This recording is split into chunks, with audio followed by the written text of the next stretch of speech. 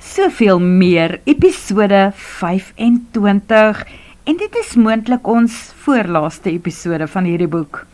Dit is 9:30 Sondag aand, toe Renata se selfoon lui en sy skrik haar poep koud. Sy is besig om 'n naweek, wat eenvoudig nie kon beter raak nie, te oordink, terwyl sy haar laaste goedjies merk, wat saam met haar en Hugo moet saamry Pretoria toe. Dit was 'n naweek waarop sy 'n baie nuwe, goeie vriendskap met Hugo begin sluit het.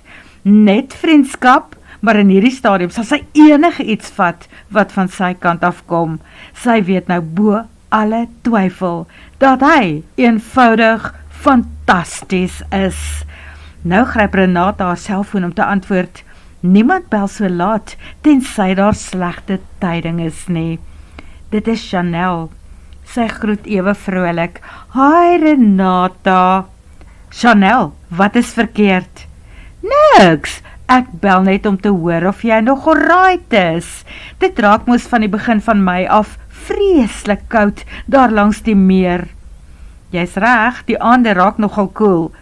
Maar vir wanneer dit regtig koud raak, het ek 'n lekker warm donskombers. Renata is nog steeds in 'n toestand van skok. Bel Chanel haar dalk om met 'n ompad te sê dat sy nie besig is om die graad te maak nie. Lewer sy nie vinnig genoeg stories nie? Renata het nadat sy haar liefdesdans in die reën afgehandel het, op die erotiese app gaan loer om te sien waar trek haar storie, en sy het by verre die meeste gelewer en die meeste likes gekry. Dit lyk miskien in hierdie stadium asof sy en Donateur, die polisieman, ewe gewild is en eweveel skryf. Maar Chanel moet onthou dat sy eintlik 3 skrywers verteenwoordig. Is alles reg, Chanel? Vra Renata versigtig. Ek het al begin skryf aan hierdie week se stories ook. En sy het regtig, want alles inspireer haar. Selfs Saterdagmiddag se begrafplaasbesoek van haar en Hugo. Sy het begin skryf dat die heldin 'n vreeslike aantreklike held ontmoet het op 'n historiese, argeologiese plek, waar daar 'n geweldige slag in die Anglo-Boereoorlog plaasgevind het. Vanselfsprekend is haar heldin 'n argeoloog en sy doen werk vir die universiteit. Heldin woon in 'n tent op die site, net langs die begraafplaas, waar verskeie soldate dood en begrawe is. Haar tent is daar opgeslaan, en elke middag teen skemeraand verskyn daar 'n fantastiese, aantreklike man met die mooiste paar blou oë. Jy het 'n ding met blou oë, onderbreek Chanel haar gedagtes. Al die helde in jou stories het blou oë. Is daar iewers 'n inspirasie waarvan ek nie weet nie? Chanel, dit het ek nou nie self agtergekom nie, erken Renata. Onthou jy die ou in my tweede boek? Hy het groen oë gehad. Hy het regtig, moet sy haarself ook eers weer reghelp. Ja, ek onthou daai een, maar sedert jy daar langs die meer gaan woon het, Renata, praat jy elke keer van helde met blou oë. Dit het begin by daardie eerste held van jou, wat voor die heldin kaalgat in die water geklim het, en homself toe daar op die klip gelê en droog bak het. En toe was daar natuurlik die storie van, gids, Chanel, jy is seker reg, maar is daar 'n probleem? Nee, glad nie, Renata, maar dit is asof daar iewers 'n prototype is, wat jou elke keer terugbring na 'n held in dieselfde prentjie. Chanel bly oomblik stil, waarna sy vra, so is daar 'n spesiale man waaroor jy skryf? Jy het nie intussen iemand ontmoet wat gaan maak dat my skrywer binnekort saam met haar ridder daar gaan wegvlieg nie. Soos die storie wat jy geskryf het oor die heldin wat in die Drakensberge van 'n voetpad afgegly het en toe op 'n lys beland het nie. Daar waar die held by haar kom sit het en haar in sy vlerke toegevou het en toe sy opgekyk in daardie hemelsblou oë van die man. Renata glimlag. Ja, en toe was dit eintlik 'n ou van die bergklim eksploratieklub wat die hele nag daar by haar gewaak het. Heldin het haar kop hard gestamp en so bietjie geëil. Gedink die man is 'n engel.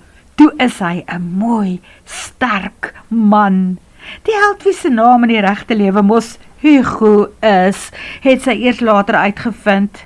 Vir 'n kort oomblik oorweeg Renata dit om vir haar te vertel van die skim en hoe hy elke keer die inspirasie vir 'n nuwe storie vir haar is.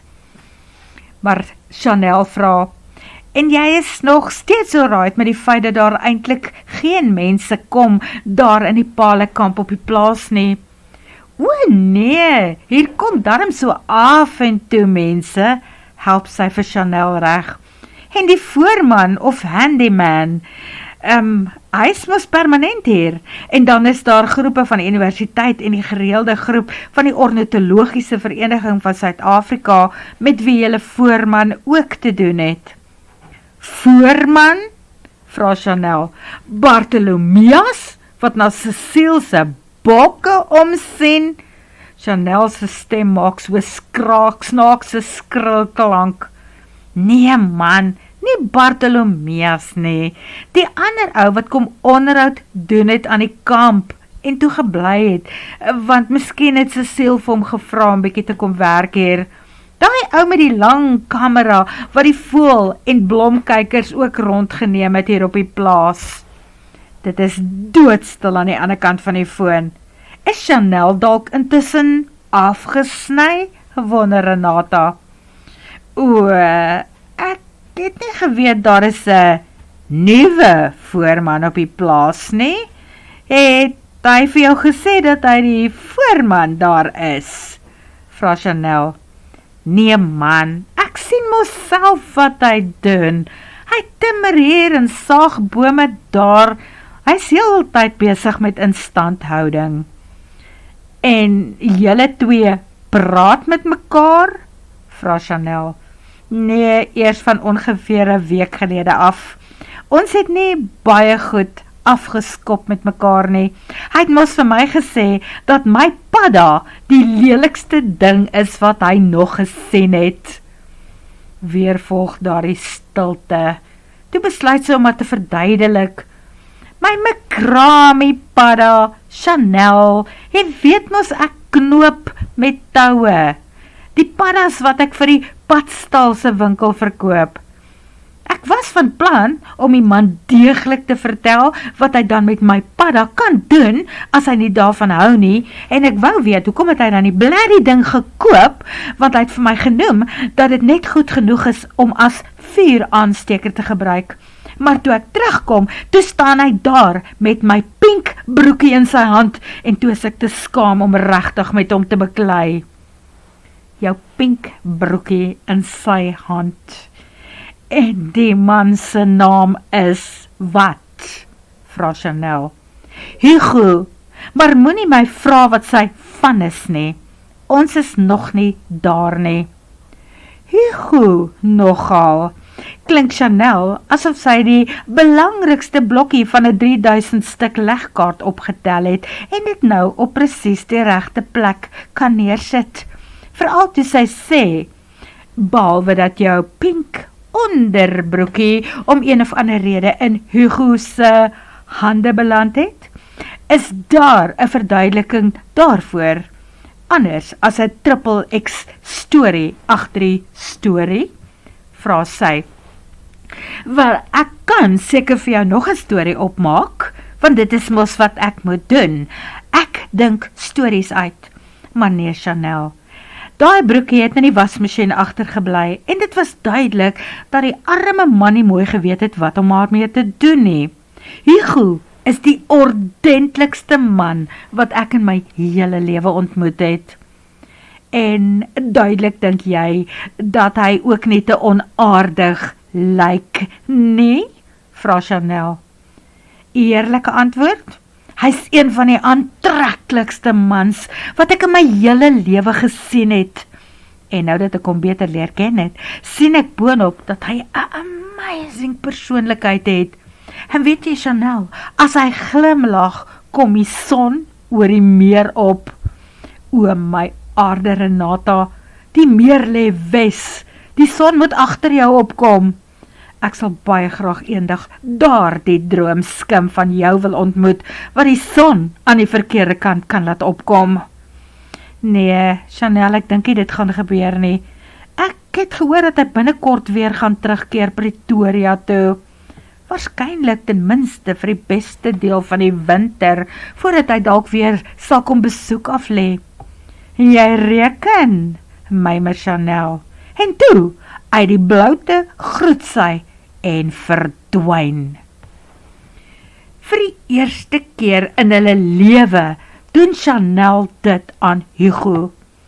Behalwe dat haar foon vir ongeveer 'n halfuur lank gewys het dat sy op 'n ander oproep besig is, ignoreer sy selfoonoproep toe hy ongeveer 10:30 Sondag aand probeer terugskakel.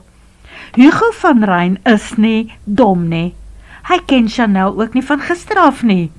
Dit is iets buitengewoon, eienaardig en baie vreemd wat haar so laat optree. Chanel moes iets skokkend omtrent Renata uitgevind het en sy weet duidelik nie hoe om die nuus aan hom oor te dra nie. Daai feit is so duidelik soos daglig. Wat meer is, sy gaan dit ook nie vir hom oor die foon sê nie, want sy sê hy moet aanmeld by die besigheid Woensdag. Hugo slaap sleg. Sy kop hardloop heel nag met hom weg. Wat as Renata nog getroud is en hier in die Palenkamp vir haar man kom wegkruip, 'n man wat haar mishandel het of probeer vermoor het? Dit is nou as sy die onskuldige slagoffer in die saak is. Maar gestel sy is aan die ander kant van daardie muntskik, wat as sy iewers bedrog gepleeg het en nou deur die polisie gesoek word? Miskien help Cecile en Julia vir haar om weg te kruip en is Chanel nou by daardie geheim ingelaat. Ergste scenario. Dalk het Renata 'n moord gepleeg. As hy, wat Hugo is, sy ex 50 keer wou doodmaak, het iemand wat in staat is om te moor net een geleentheid nodig om het te doen. Maar Renata moord pleeg. En daar glimlag Hugo by homself. Nee, nie na dit wat hy op hierdie stadium van haar gesien het nie. Sy is 'n sagte en 'n eerbare mens, 'n mooi vroumensie, en iemand wat 'n reguit pad stap. Iemand wat bloedrooi bloos as 'n man net voor haar staan met haar delikate fyn kledingstukkie in sy hande. Hy glimlag weer oor daai dag. Een ding is seker, en dit is dat Chanel nie gedink het dat hy Renata hier in die Palenkamp sou raakloop nie. Hy sou mos Kwansys 'n Kaap na Kaïro wegbreek vir 3 maande beplan het. Maar dit was maar die enigste verskoning waarmee hy vorendag kom, toe hy gesê het hy wil hulle nie weer sien nie. 3 maande was in daai stadium vir hom te kort. Hugo is maandagoggend voddig gedink en getop, toe hy opstaan en sy gesig in die badkamer te gaan was. Hy borsel sy tande en gaan skakel die ketel in die kombuis aan. Hy maak vir homself warm kitspat met kookwater en melk, en toe gaan sit hy by sy rekenaar om te begin werk. Dit is hoe hy is, gedissiplineerd. Maandag is 'n werksdag, veral sedert COVID-19, toe hy meestal van die huis af begin werk het. En as daar nie werk van die uitgewery af in sy e-bus was nie, het hy aan sy eie boeke geskryf. Eintlik besef hy al hoe meer dat hy weer 'n boek wil aanpak. Dalk maak hy homself die ronde 'n goeie ou, die speurder, nie weer die moordenaar in sy stories nie. Of was dit juist die feit dat hy die stories so uit 'n alternatiewe hoek benader het, dat die manuskrip onmiddellik deur 'n buitelandse uitgewer aanvaar is? Hugo ken die bedryf deur en deur. Hy weet dat nie elke skrywer in die gelukkige posisie is dat sy eerste misdaadstorie deur 'n oorseese uitgewer aanvaar word nie. Hugo het groot geword in 'n onderneming waar skrywers wie se penne vrugte nie deur die gewone uitgewers aanvaar word nie, op sy laptop verskyn het. Hy moes dit proeflees en die taal versorg, waarna dit deur sy pa se masjinerie gedruk is, ten duurste. Soms was hy jammer vir die skrywers, want hy het geweet dat elkeen vasgeglo het dat sy eie breinvrug 'n besverkoper is. Wanneer hy en sy oorlede pa dan direk met die skrywers moes onderhandel oor die hoeveelhede, het hulle hard probeer om die persoon uit 'n te groot oplaag te praat. Dit is sleg. Geen skrywer wil hoor dat sy werk nie die mark met 'n storm gaan tref nie. Hulle was bereid om laaste sente uit te haal en te betaal om daar die meesterstukke en topverkopers van hulle in druk te sien. Toe pa en ma van Rein begin boeke druk het, was dit voorbereiding, 'n omslagtige proses. Daarom het die eerste boek min of meer gekos wat 100 boeke sou kos. Daardie plate, se bladsye en rollers waardeur die bladsye moes gaan, tegnies en omslagtig, maar met 'n beloning van daardie heerlike ink en verf reuk, wat met 'n pasgedrukte boek gepaard gegaan het. As die skrywers dan hoor dat dit goedkoper is vir 200 boeke en meer kopieë, bestel hulle tussen 500 of 1000 daarvan, en sit gewoonlik met tussen 500 en 1000 boeke wat nooit verkoop nie. Met die waspapier afroldrukke kon sy pa minder boeke vir goedkoper druk, maar dit was steeds hartverskeurend om skrywers te sien wat aanvanklik kop in die sterre en vol planne oor wat hulle met al die geld gaan maak daar instap. Dan die ontnugtering. Hulle verloor geld in plaas daarvan om te maak. Sy pa het later opgehou boeke druk, want vele van sy klante het uiteindelik hulle penne vrugte vir kachelhout gebruik. Skrywers op tikmasjiene. Genugtig, sou hy ooit geskryf het in daardie jare, wonder Hugo. Nee, verseker nie. Gelukkig is Hugo gebore in die tyd toe woordverwerkers en rekenaars hulle kleuterskoene begin afskud het. Daarna het ontwikkeling en vooruitgang met rasse skrede gebeur, in so mate dat e-boeke nou al met die gedrukte media meeding, en dit dikwels vervang, en dat AI nou dreig om Hugo se werk te vervang.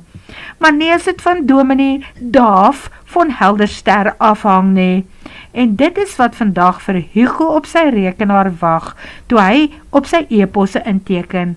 Die boek van Openbaringe, soos deur Dominee Daaf van Helderster ontleed en uiteengesit is. Los alles anders, Hugo, dringend, en sien asseblief Dominee Daaf sy 41ste weergawe van sy boek na. Dis nie Chanel wat vra nie, maar broer Karel, hy kan dit skaars glo. Die boek van Openbaring is so oud soos die Bybel. Dominee Daaf se vertolking en uiteensetting daarvan is so oud soos wat die bestaan van moderne boekdrukkuns is. Aanvanklik was die boek met die hand geskryf, toegetik deur ma van Rein, daarna op die woordverwerker geplaas deur een van die susters van die kerk, waarna Hugo dit omtrent moes oordoen, voordat die boek van ongeveer 70 bladsye herdruk kon word. Toe is dit 7 jaar gelede weer hersien en bygeskryf deur die man van Openbaring homself, naamlik Dominee Daaf van Helderster. Hy glo dat daar elke 7 jaar vir hom nuwe openbaringe in die boek van Openbaring is. Toe is dit nou weer so, blykbaar, aldus sy broer. Dominee Daaf is nou terug op Hugo se rekenaar. Dringend, los al die ander werk. Waarskynlik vir die laaste keer, want die 93-jarige emeritus predikant het visioene gehad wat die groot boek nou in 'n ander lig gaan stel. Visioene wat verseker wys dat die skrywe daarvan in 'n oorgangsfase is. Van hierdie lewe na die volgende. Chanel se hygstories moet asseblief eers wag, moet niks anders doen nie, doen net hierdie boek. Regtig? Dink Hugo, dis die eerste vir Chanel, om terug te staan vir Dominee Daaf se openbaringe. Twak, hier is nog 'n slang in die gras. Nee wat, Dominee Daaf moet maar vereers wag. laat hy eers na daardie stories kyk, wat Chanel vir hom aangestuur het, en nou van hom af probeer weghou. Hy seker as sy dit kon terugtrek daar na haar toe, het sy dit gedoen. Daarom maak Hugo sy rekenaar oop. By liefdesdans in die reën. Die skrywer is Tatika. Word vervolg.